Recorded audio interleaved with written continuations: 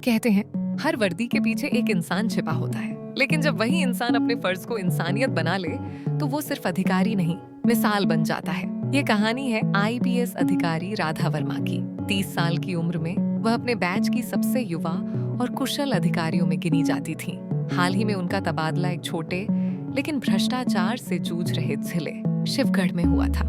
शिवगढ़ की सबसे बड़ी समस्या थी निचले स्तर के पुलिस कर्मियों में फैला भ्रष्टाचार और आम जनता के साथ उनका बुरा व्यवहार। लेकिन राधा वर्मा का तरीका बिल्कुल अलग था। वो अपनी वर्दी की ताकत दिखाने में नहीं बल्कि व्यवस्था को जड़ से समझने में विश्वास रखती थी। कार्यभार संभालने के 2 दिन बाद ही उन्होंने एक गोपनीय मिशन पर निकलने का फैसला किया। वो जानना चाहती थी कि जमीनी स्तर पर आम लोग पुलिस से कितना परेशान हैं। अगले दिन सुबह 9 बजे राधा वर्मा ने अपनी वर्दी उतारी और एक साधारण सूती साड़ी पहनी। हाथ में झोला, आंखों पर चश्मा और चेहरे पर सादगी। कोई उन्हें पहचान न सके। वो ऐसे लग रही थी जैसे कोई आम औरत सब्जी लेने बाजार जा रही हो। शिवगढ़ के मुख्य चौराहे पर एक बूढ़ा आदमी समोसे की दुकान चला रहा था। नाम था हरीश। पिछले 40 सालों से वही उसकी रोजी रोटी थी। राधा रुकी, बोली, अंकल 2 समोसे और एक चाय कितने की? हरीश मुस्कुराया। 15 के 2 समोसे 30 रुपए और 10 की चाय कुल 40 रुपए हुए। राधा ने 50 का नोट दिया। हरीश पैसे लौटा ही रहा था कि तभी एक पुरानी जीप जोरदार ब्रेक के साथ दुकान के सामने रुकी। जीप से उतरा एक इंस्पेक्टर रमेश यादव, पेट बेल्ट से बाहर, चेहरे पर अहंकार का नकाब। पीछे एक सिपाही संजय। रमेश यादव इलाके का एसएचओ था और अपने हफ्ते के लिए कुख्यात था। वो हरीश पर चिल्लाया, ओए हरीश, कितनी बार बोला है सड़क पर दुकान मत लगाना। ये फुटपाथ तेरे बाप की जागीर है क्या? हरीश डर के मारे कांप गया। साहब माफ करना, मैं तो बस रोजी। रमेश ने बीच में टोका, चुप, सिर्फ और सिर्फ कुछ नहीं। और फिर गुस्से में उसकी समोसे की टोकरी पर जोरदार लात मारी। गर्म समोसे जमीन पर बिखर गए। चाय छलक गई। हरीश की आंखों में आंसू थे। साहब, आज का मेरा सारा नुकसान हो गया। रमेश हंस पड़ा। अरे असली नुकसान तो अब होगा। निकाल हफ्ता, इस महीने का और पिछले महीने का दोनों। हरीश ने कांपते हुए कहा, साहब अभी धंधा शुरू हुआ है, मेरे पास सिर्फ 200 रुपए हैं।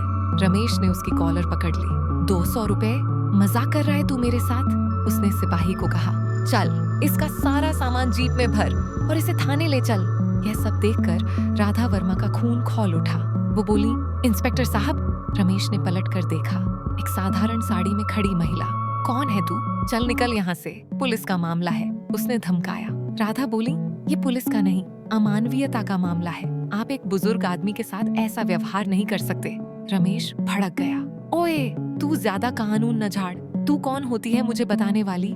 राधा ने चश्मा उतारा और उसकी आंखों में सीधे देखा। मैं कौन हूँ इससे फर्क नहीं पड़ता। फर्क इस बात से पड़ता है कि तुम क्या कर रहे हो। रमेश का अहंकार जल उठा। उसने गुस्से में हाथ उठाया। ज्यादा होशियार बन रही है तू? चल थाने चल। लेकिन जैसे ही उसने हाथ उठाया, राधा ने वो हाथ हवा में ही पकड़ लिया। रमेश दर्द से कराह उठा। इतनी हिम्मत, महिला पर हाथ उठाओगे? राधा की आवाज शांत थी पर हर शब्द में आग थी। रमेश चिल्लाया, छोड़ मेरा हाथ। राधा ने धीरे से छोड़ा और बोली, अपना नाम बताओ इंस्पेक्टर साहब। वो हंसा, नाम? तू क्या करेगी मेरा नाम जानकर? मैं हूँ रमेश यादव, शिवगढ़ का एसएचओ, और मुझे कोई नहीं हटा सकता।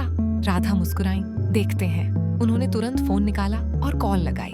दया, मैं शिवगढ़ के मुख्य बाजार में हूँ। एसएचओ रमेश यादव और उसका सिपाही एक बुजुर्ग आदमी को अवैध रूप से परेशान कर रहे हैं और मुझ पर हाथ उठाने की कोशिश की है। 5 मिनट में यहाँ पहुँचो। दोनों को ऑन ड्यूटी दुर्व्यवहार और भ्रष्टाचार के आरोप में सस्पेंड करो।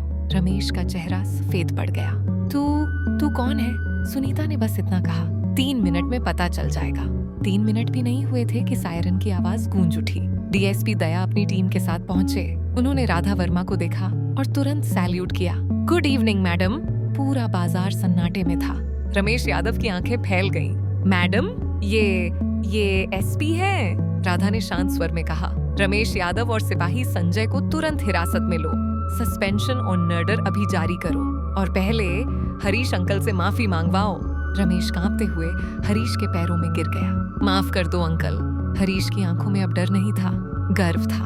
उस दिन शिवगढ़ ने देखा, एक साधारण साड़ी में छिपी थी असली ताकत। लोगों ने जाना असली वर्दी वो नहीं जो तन पर होती है, असली वर्दी वो है जो दिल में होती है। वो सिर्फ एक आईपीएस नहीं थी, वो एक सोच थी जो कहती है सत्ता से नहीं, सच्चाई से डर पैदा करो।